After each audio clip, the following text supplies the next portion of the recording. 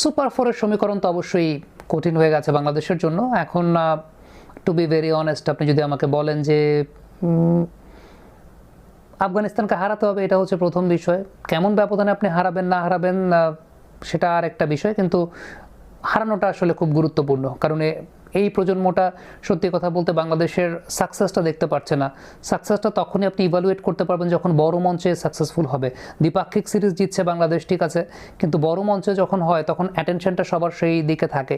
তো আলটিমেটলি সেটা যদি বড় মঞ্চে যদি বাংলাদেশ সাকসেসফুল না হতে পারে বা বড় মঞ্চে যদি ডমিনেটিং ক্রিকেট খেলতে না পারে, তাহলে পরে তো বিশ্বের বিভিন্ন ক্রিকেট বোদ্ধারা বাংলাদেশকে নিয়ে অনেক কথাবার্তা বলবে। এবং এই প্রজন্মটা খুব দুর্ভাগা যে তারা বেড়ে উঠছে, তখন সেই সময়টা বাংলাদেশকে উল্লেখযোগ্য কোনো পারফরমেন্স করতে দেখছে না। 2023 বিশ্বকাপের কথা বলি, তার আগে 2022 এশিয়া কাপের কথা বলি, 2024 টি-20 ওয়ার্ল্ড কাপ, 2025 চ্যাম্পিয়ন্স ট্রফি, প্রত্যেকটা টুর্নামেন্টে কিন্তু যাচ্ছে তাই ক্রিকেট খেলেছে বাংলাদেশ। সো দ্বিপাক্ষিক সিরিজে আপনি যতই ভালো খেলেন না কেন, কাগজে কলমে আপনি যত ভালো টিম হন না কেন, বড় মঞ্চে যদি আপনি পারফর্ম করতে না পারেন তাহলে কিন্তু আপনাকে কেউ গোনা ধরবে না। এবং দিন শেষে ওইটাই ইভালুয়েট হয় যে আপনি বড় মঞ্চে কেমন খেলছেন।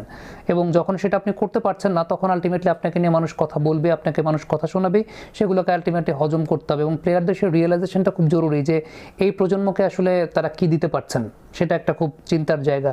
কারণ আমরা যদি আমাদের কথা বলি, আমরা তো 2016 এশিয়া কাপে ফাইনাল পর্যন্ত খেলার সাকসেস দেখেছি, আমরা 2012 এশিয়া কাপে ফাইনাল খেলার সাকসেস দেখেছি, আমরা 2018 এশিয়া কাপে ফাইনালের সাকসেস দেখেছি।